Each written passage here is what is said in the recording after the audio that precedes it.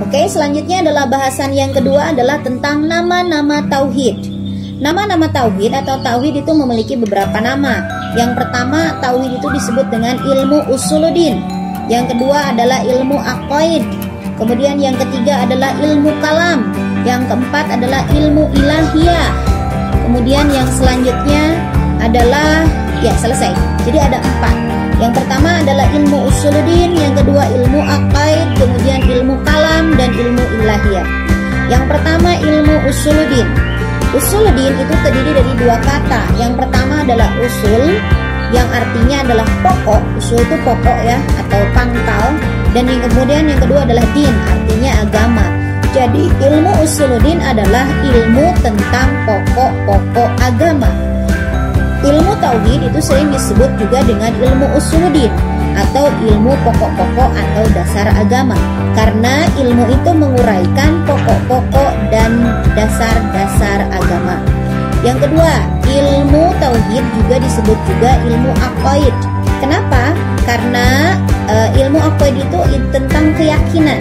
Aqaid itu adalah keyakinan, karena ilmu tersebut membahas masalah-masalah yang berhubungan dengan keyakinan kita kepada Allah.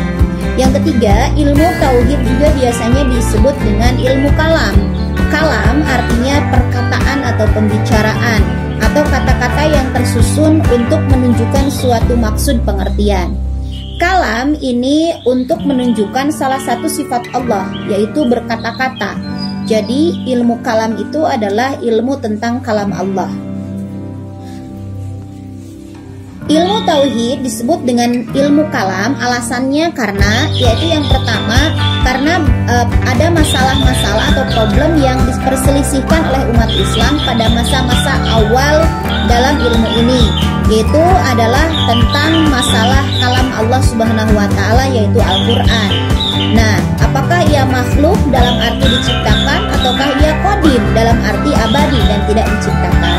Kemudian yang kedua adalah karena dalam dasar dalam membahas masalah ketuhanan tidak lepas dari dalil-dalil akli yang dijadikan sebagai argumentasi yang kuat sesuai dengan aturan-aturan yang ditetapkan dalam logika atau mantik yang penyajiannya melalui permainan kata-kata yang tepat dan jitu. Oke, selanjutnya yang ketiga adalah karena cara pembuktian kepercayaan agama menyerupai logika dalam filsafat. Maka pembuktian dalam soal-soal agama ini dinamakan ilmu kalam untuk membedakan dengan logika dalam filsafat. Oke, selanjutnya ilmu tauhid juga disebut dengan ilmu ilahiyah. Kenapa? Karena yang menjadi objek utama dalam ilmu ilahiyah ini adalah masalah-masalah ketuhanan. Ilmu tauhid juga kadang-kadang disebut ilmu teologi. Teologi adalah ilmu tentang Tuhan atau ilmu ketuhanan. Teologi itu berasal dari 2 kata. Yang pertama adalah theo, yang artinya Tuhan, dan logos artinya ilmu. Tetapi apabila kata teologi dipakai untuk membicarakan tentang Tuhan dalam Islam, maka hendaklah selalu ditambahkan kata Islam di belakangnya sehingga menjadi teologi Islam. Sebab itu, kata itu dapat juga dipakai untuk membicarakan Tuhan menurut agama-agama yang lain, seperti hanya ada teologi Kristen, teologi Hindu, dan lain sebagainya. Oke, selanjutnya. Oke, jadi dapat disimpulkan bahwa dari penjelasan di atas ada kesamaan antara teologi Islam, ilmu kalam, dan juga ilmu tauhid. Apa saja kesamaannya? Yang pertama adalah kepercayaan tentang Tuhan dengan segala seginya, yang berarti termasuk di dalamnya wujudnya, keesaannya, sifat-sifatnya, dan lain sebagainya. Kemudian persamaan yang kedua adalah pertaliannya dengan alam semesta, yang berarti termasuk di dalamnya itu persoalan terjadinya alam, kemudian keadilan dan kebijaksanaan Tuhan, juga qada dan qadarnya Tuhan, juga pengutusan rasul-rasul, kemudian pertalian manusia dengan Tuhan, penerimaan wahyu, berita-berita alam gaib dan juga akhirat. Nah, seperti itu ada 2 persamaan. Oke, untuk materi yang ketiga adalah tentang ruang lingkup tauhid. Ruang lingkup tauhid itu ada 3. Yang pertama adalah ma'rifat al-mabda, yang kedua adalah ma'rifat al-wathiqah, kemudian yang ketiga adalah ma'rifat al-ma'ad. Yang pertama adalah ma'rifat al-mabda, yaitu mempercayai dengan penuh keyakinan tentang pencipta alam, yaitu Allah Subhanahu wa Ta'ala.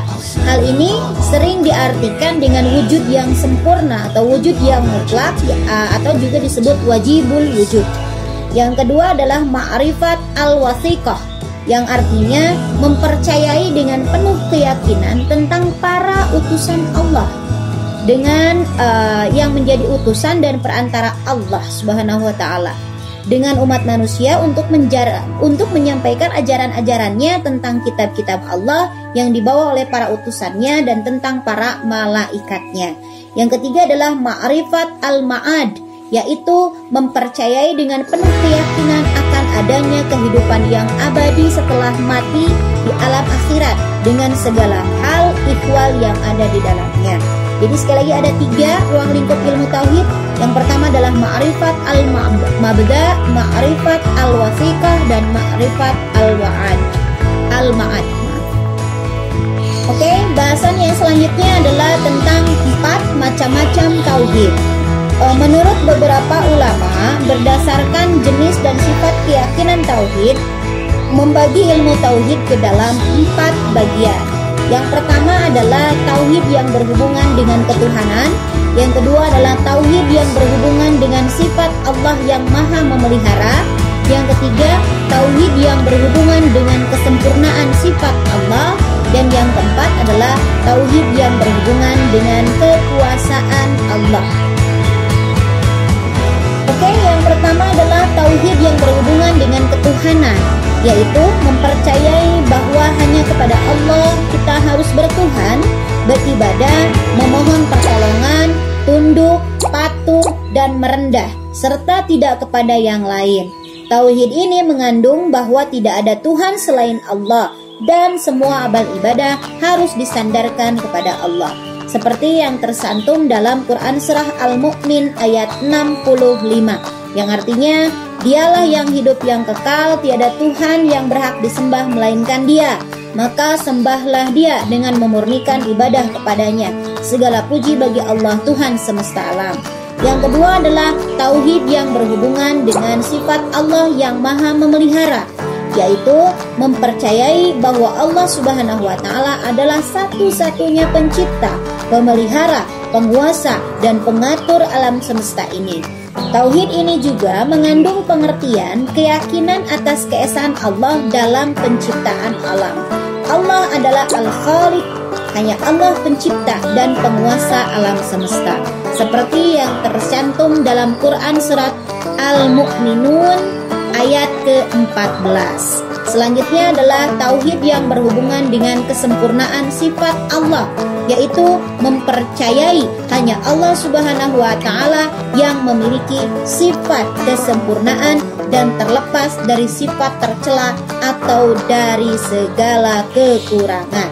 Ini ada dalam Quran surah Al-An'am ayat ke-100. Dan yang keempat atau yang terakhir adalah tauhid yang berhubungan dengan kekuasaan Allah, yaitu mempercayai bahwa Allah sebagai satu-satunya zat yang menguasai alam semesta. Tidak ada zat lain yang turut serta dalam kekuasaan Allah. Tidak ada sekutu atas kekuasaan Allah di jagat alam ini. Allah adalah Al-Malik, Maharaja di atas raja-raja yang ada di dunia. Ini termasuk dalam ada dalam Quran surah Al-Imran ayat ke-26.